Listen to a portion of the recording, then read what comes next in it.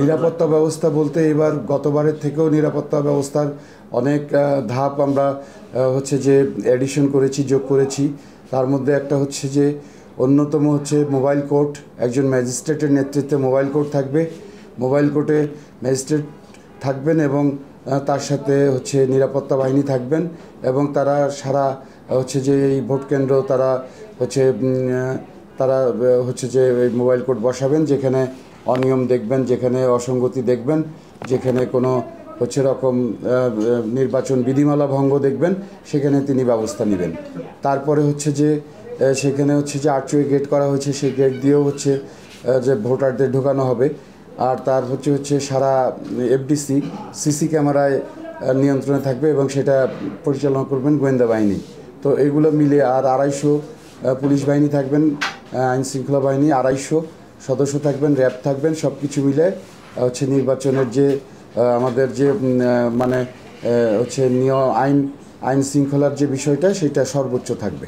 একটা পেন ড্রাইভে এসেছে, এটা হচ্ছে যে একজন প্রার্থী যিনি হচ্ছেন যে নির্বাচন করছেন, এরকম একজন প্রার্থী নাম সাদিয়া, তিনি হচ্ছে যে লিখিত হচ্ছে কমপ্লেন করেছেন এবং আর এক প্রতিদ্বন্দ্বী প্রার্থী জনাব মনোহর হোসেন ডিপজলের বিরুদ্ধে, তার বিরুদ্ধে অভিযোগ এনেছেন নির্বাচন আচরণবিধি 2 এবং 3 ভঙ্গের।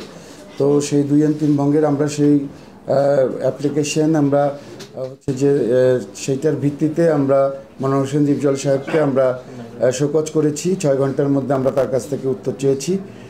এই বিষয়ে ব্যাখ্যা দেওয়ার জন্য আমরা চিঠি দিয়েছি। উনি ব্যাখ্যা দিলে তারপর হচ্ছে আমরা বিষয়টা আমরা বলবো।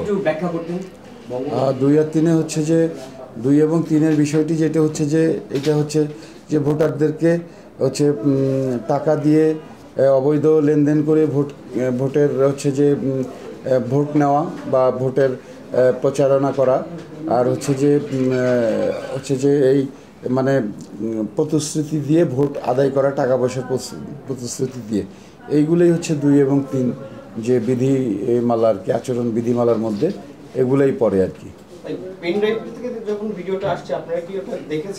হ্যাঁ, আমরা সেই ভিডিওটা খুঁজে বের করেছি, আমাদের কাছে আছে হোয়াটসঅ্যাপে, আমরা ওইটা দেখেছি এবং পেন ড্রাইভের সাথে আমাদের ওইটাতেও মিলে আমরা সেটা দেখেছি। ওই পেন ড্রাইভ এবং ওইখান থেকেই পেন ড্রাইভ করে আমাদের দিয়েছে। সেইটা হচ্ছে প্রমাণিত যদি হয়, হচ্ছে যে সুস্পষ্টভাবে যে অর্থকরী টাকা পয়সার লেনদেন হয়েছে ভোট হচ্ছে গ্রহণের জন্য বা ভোট পাওয়ার জন্য, তাহলে সর্বোচ্চ শাস্তি হচ্ছে প্রার্থিতা বাতিল। হ্যাঁ, আমরা নোটিশ পাঠিয়েছি, 6 ঘন্টার সময় দিয়ে আমরা নোটিশ পাঠিয়েছি। 6 ঘন্টার মধ্যে তার কাছ থেকে আমরা জবাব চেয়েছি। ভাইয়া, মনোহর হোসেন ডিপজল ইন্ডাস্ট্রির দানবীর অনেকেই বলে, আপনিও এটা অবগত। তো তার প্যানেল থেকে অনেকেই বলছে আসলে সে তো সবসময় শিল্পীদের নানান সময় দান করে থাকে বা টাকা পয়সা দেয়, তো সেই ক্ষেত্রে হয়তো এটা এরকম ঘটতে পারে। এই বিষয়টাকে আপনারা ভালোভাবে যাচাই বাছাই করবেন? আমরা সেই বিষয়টা কখনোই দেখিনি, আমরা বিষয়টা জানি না। আমাদের কাছে আমরা লিখিত আবেদন এসেছি, আমরা আবেদনের প্রেক্ষিতে আমরা হচ্ছে যে ব্যবস্থা গ্রহণ করেছি, আমরা তাকে শোকজ করেছি, উত্তর চেয়েছি, এই বিষয়ে ব্যাখ্যা চেয়েছি এবং সেই বিষয়ে ব্যাখ্যা দিলে তারপরে আমরা এটা বসে সেই ব্যাখ্যার বিষয়ে আলোচনা করব। ভাই, অনেকেই বলতেছে আসলে নির্বাচনটা কালকে হয়তো না হওয়ার একটা শঙ্কা অনেকেই ভিতরে বলা বলি করছে। তো আপনার কাছ থেকে কি মনে হয় আসলে, আপনি যেহেতু দায়িত্ব? নির্বাচন কোনোদিন বন্ধ হবে না। নির্বাচন কেন বন্ধ হবে? যার বিরুদ্ধে কমপ্লেন হয়েছে ওইখানে আরও 2 জন আছে প্রার্থী, নির্বাচন হবে, সেখানে নির্বাচন তো বন্ধ হবে না। আরও 2 জন প্রার্থী আছে, তারা ভোট গ্রহণ, তাদের হচ্ছে তারা ভোটে অংশগ্রহণ করছে।